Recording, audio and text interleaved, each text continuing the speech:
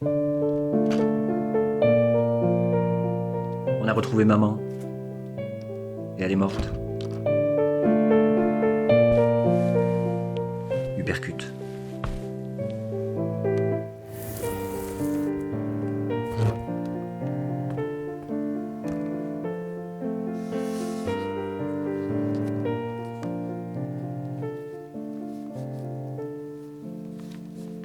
Je m'étais pourtant préparé à cette éventualité. Éventualité qui n'était alors qu'un mensonge, tant elle sonnait à la porte de mon conscient, se présentant en Madame Fatalité. Une ratatouille trop cuite, dans la cocotte de mon cerveau. Un mélange de tout, sans ne vraiment pouvoir identifier quelconque morceau d'émotion. Une bouillie probablement digeste, de choses qui ne donnent pourtant pas envie d'y goûter. La mort. Ta mort. J'ai pu sentir son odeur et son goût à la seconde où mon père a raccroché. Elle était partout. C'est drôle. Tu étais partout morte, alors que tu n'as jamais été nulle part vivante. J'ai passé ma vie sur une plage à marée basse, attendant que l'eau maternelle ne vienne me chatouiller les orteils.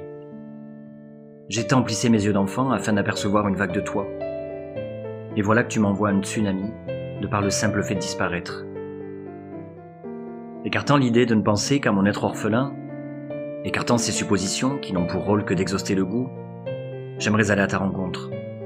J'aimerais te conter sans compter notre histoire, pour que tu saches que ta vie et ta mort ne sont pas que des erreurs.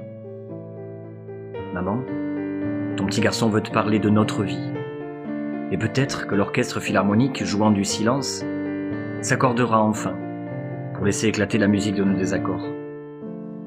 Le confinement n'a pour sûr pas aidé. Comment aurait-il pu ?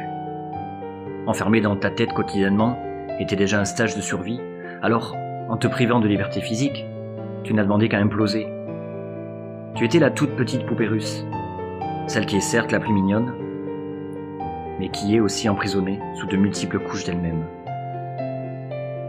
J'aurais aimé t'avoir en face maintenant et te demander, maman, comment allons-nous ?